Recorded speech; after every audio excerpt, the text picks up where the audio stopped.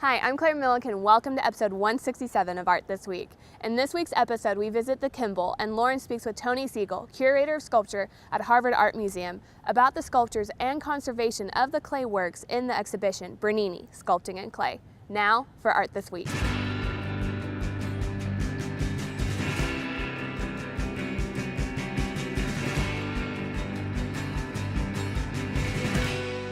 I'm here with Tony Sigel, the conservator of sculpture at the Harvard Art Museum, and we're here to talk about Bernini. Could you please tell me a little bit about the materials that Bernini uses to make his models? Sure. Bernini used clay, which we think was probably excavated locally from clay beds, probably near the Vatican. There's a big outcropping of clay called the Monte Vaticano Formation. It was formed millions of years ago when Rome was at the bottom of the sea and sediments formed the clay. And this particular street was famous for its brick kilns and roof tile kilns. So it's likely that Bernini got his clay there and maybe also had these models fired there. In Italian, terracotta simply means cooked earth. So that's why we call it terracotta sculpture. So we're standing in front of one of the angels from the Ponte San Angelo. Mm-hmm. Did I say that right? Okay, good. And he uses a variety of tools and also mainly his fingers, you said once. So what exactly entails in his creating of the models? Like, how does he create the models themselves? Well, Bernini didn't always do anything the same way all the time, but there are some things that he did most of the time, and by studying such a large group as we have assembled for the exhibition, we can begin to see some of those similar techniques. So he would wedge the clay, and wedging clay is like kneading bread dough. It compacts it, it gets it together, it drives the excess air out of it. So he would wedge the clay, and in so doing form a kind of a column of clay, maybe close to the size of the model here. And that would be the basis that he would start from. And he would remove clay, he would roll little sausages of clay into arms and add them. He would form the wings out of sheets of clay and attach that. The evidence is pretty clear that he would drape the figures with strips of clay, much like you might dress a little doll. So he would build up, he would take away, he would carve away from that central column of clay.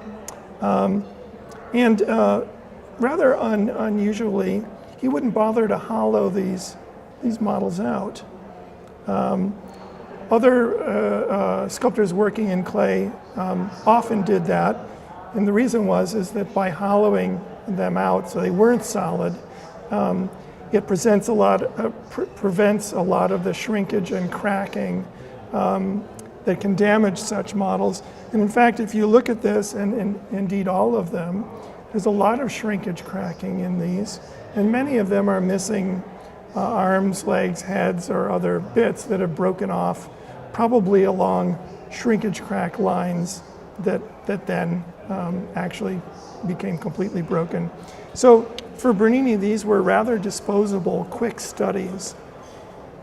And if you look in this room, you'll see perhaps 6 angels holding the crown of thorns, and several others for others of the different angels on the bridge. For the St. Longinus model, which we have in one of the other galleries, a contemporary visiting Bernini studio reported seeing 21 models for the St. Longinus. So this gives us the idea that Bernini was constantly making these clay models to test out posture, pose, drapery, and all of the other things. And that more than hundreds, he probably made thousands of these models during his lifetime. He lived well into his 80s, worked constantly. At the beginning of his career, the clay was probably returned to the clay pile when he was finished. Some of them obviously were fired, but many were not. And they simply weren't cared for or collected until later in his lifetime. As being a conservator of these clay models, what sort of techniques do you use personally when investigating one of his models and determining that it is in fact Bernini and not another artist of the era? Yeah. Well, the principal examination technique, if you will, is simply sitting down sitting on a table with a very powerful light that I can direct to rake across the surface.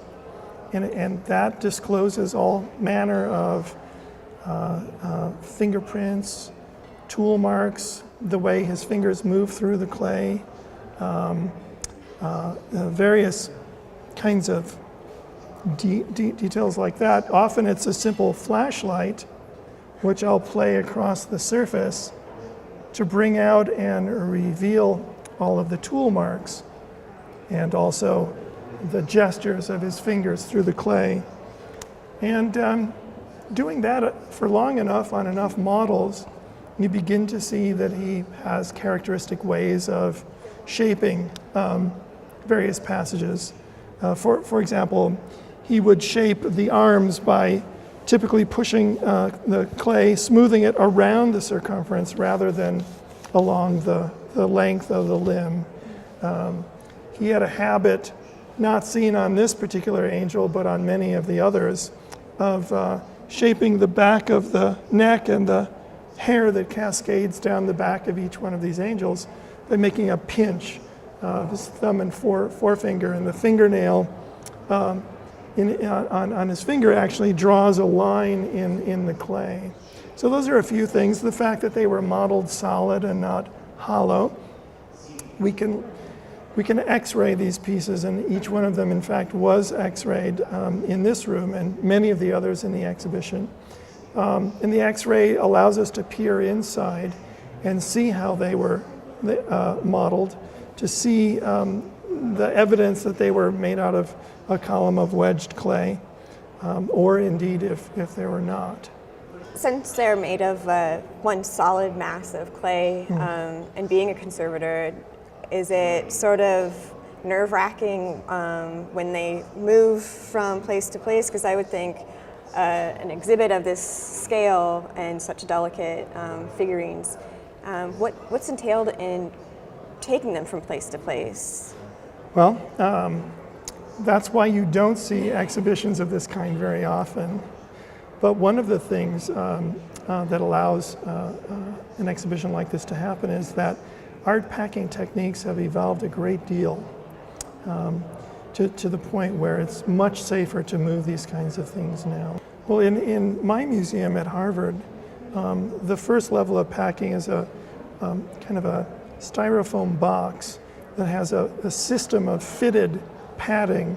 So the object is placed inside, and the padding is slid up to it in grooves, and each piece of padding is hand contoured to fit, and it's covered with different kinds of densities of foam and soft plastic sheeting and so on. And then that crate fits inside another crate that has a certain density of foam isolating it from the outer crate, which is a very large, heavy, sturdy box. And each step of this packing is supervised by a courier, in this case me, and the loading and unloading of the crates on the truck is supervised, and someone rides with the truck, and it's all very controlled. Some of these things arrive by air, and the process is very similar. So it's really a very carefully controlled, thought out process. Well, I'm glad that everything made it super safely here. And Yes. Thank you so much for taking the time to talk with us today. My pleasure. We want to thank Tony for speaking with us. More information on the exhibition can be found at kimbellart.org. That's it for Art This Week. Thanks for watching.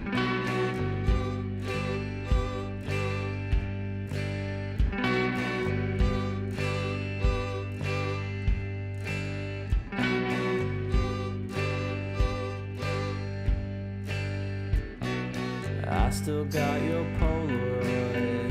The thought of you I can't avoid. Sitting